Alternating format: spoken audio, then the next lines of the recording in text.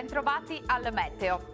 Prosegue un tempo stabile sul nostro territorio e anche il clima si manterrà particolarmente mite e piacevole, sia pure alquanto fuori stagione. Vediamo il dettaglio di mercoledì 23 ottobre.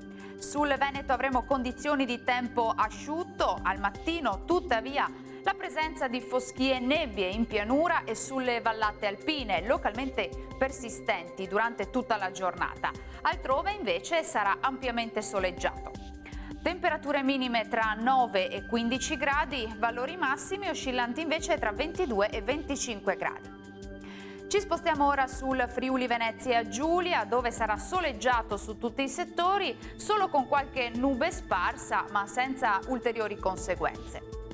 Temperature minime tra 12 e 18 gradi, massime tra 22 e 25 gradi circa.